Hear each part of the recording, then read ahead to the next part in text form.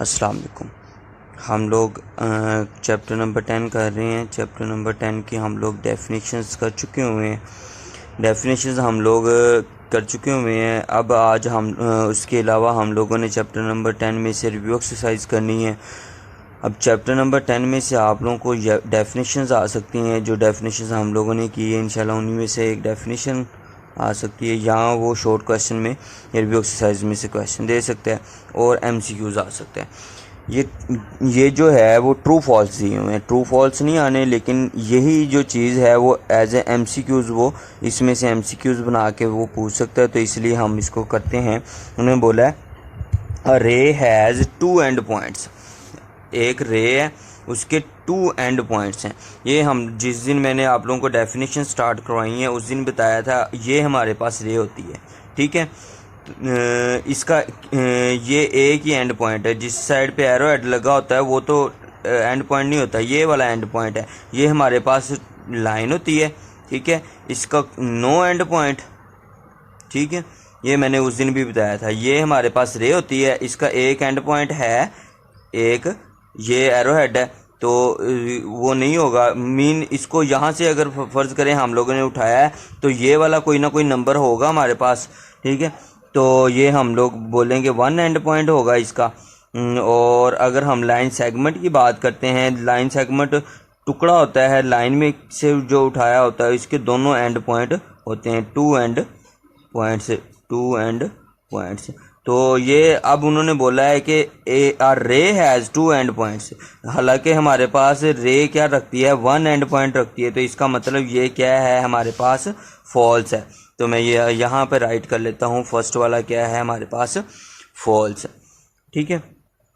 उसके बाद आ जाए in a triangle there can be only one right angle. उन्होंने बोला है कि अगर एक आप लोगों के पास ट्राइंगल है, अगर आप लोगों के पास क्या है, एक ट्राइंगल है और उसमें जस्ट वन ही राइट एंगल होगा। किस तरह देखते हैं, ट्रू है या ये फॉल्स है। अगर हमारे पास राइट एंगल हमारे पास वो होता है जो 90 डिग्री का हो। तो अगर हम लोग इसको बनाना चाह रहे हो तो ये 90 डिग्री का एंगल इस तरह से बिल्कुल स्ट्रेट लाइन बन जाता होता है हमारे पास, ठीक है। तो ये हमारे पास जो एंगल है वो क्या बन गया है, 90 डिग्री का। ये बन गया 90 डिग्री का एंगल।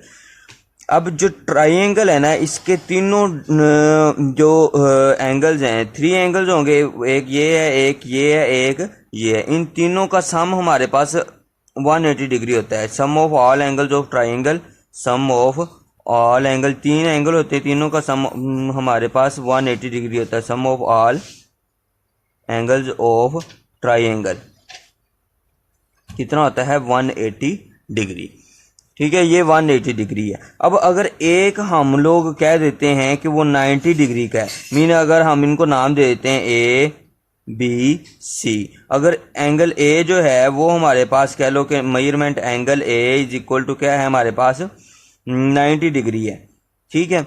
तो हमारे पास ये एंगल सी और बी दोनों टोटल 180 है। तीनों का सम हमारे पास कितना है, 180। अब तीन वैल्यूज हों, उनका सम जो है 180 हो, उन तीनों में से एक जो है वो हमारे पास 90 डिग्री हो। अब अगर ये 90 डिग्री है हमारे पास, बाकी जो दो रह गई हैं वो दोनों का सम वो 90 होगा, वो दोनों का सम 90 होगा। ये अगर ये एक 90 है ना, वो उन दोनों का सम 90 होगा, देन वो 180 होगा।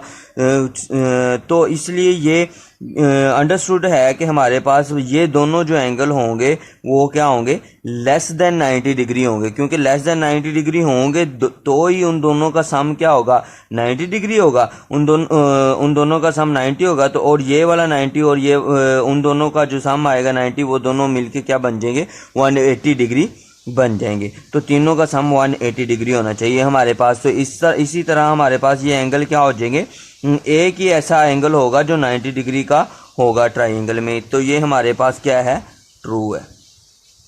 अब हम नेक्स्ट वाले पे चलते हैं।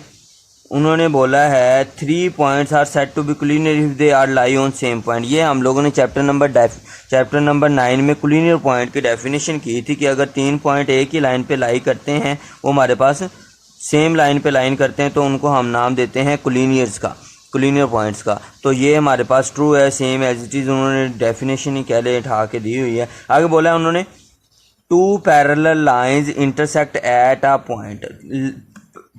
टू पैरेलल लाइंस, अगर दो पैरेलल लाइंस हैं इंटरसेक्ट कर रही हैं एट अ पॉइंट। अगर हम लोग पैरेलल लाइंस को डिस्कस करें ना, पैरेलल लाइंस हम कहते ही उन्हीं को हैं जो आपस में किसी भी पॉइंट पे डिस्कस इंटरसेक्ट ना करें।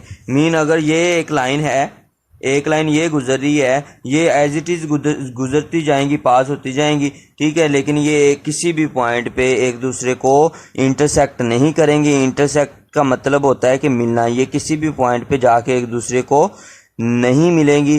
तो वो पॉइंट्स, वो जो लाइंस हैं वो हमारे पास पैरेलल लाइंस होती हैं, ठीक है। लेकिन वो ये क्या है, वो कह रहा है कि एक पॉइंट पे मिलती हैं, तो वो क्या कह रहा है, फॉल्स है, ये गलत कह रहा है वो, ठीक है।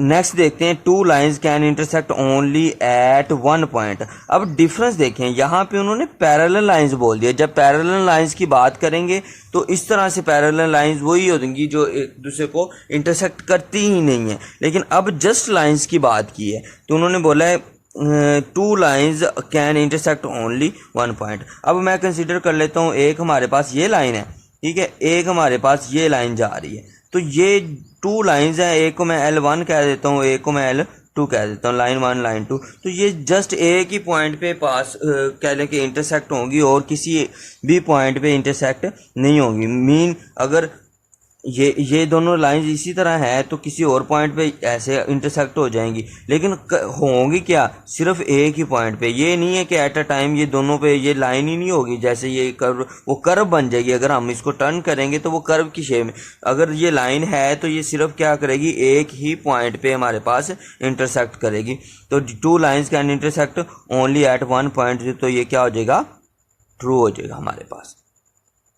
नेक्स्ट हम लोग देख लेते हैं, a triangle of a congruent sides has non congruent angle. अब हम लोगों ने अगर डेफिनेशन कॉन्ग्रुएंट एंगल की डेफिनेशन, कॉन्ग्रुएंट ट्राइंगल्स की डेफिनेशन पढ़ी है ना, तो उसमें हम लोगों ने बात की थी कि ये देखें, कॉन्ग्रुएंट ट्राइंगल की जब हम लोगों ने डेफिनेशन की थी तो हमने बात की थी कि उसकी साइड्स भी कॉन्ग्रुएंट होती हैं कॉरस्पॉन्डिंग, और ऑल एंगल्स भी क्या होते हैं, कॉन्ग्रुएंट होते हैं। लेकिन उन्होंने यहाँ पे क्या बोल दिया है कि हैज़ नॉन कॉन्ग्रुएंट एंगल, मतलब कि उन्होंने बोल दिया कि कॉन्ग्रुएंट नहीं है। लेकिन हमने डेफिनेशन में बात की थी कि सारे एंगल भी क्या होंगे, कॉन्ग्रुएंट होंगे, तो ये हमारे पास क्या हो जाएगा, फॉल्स हो जाएगा।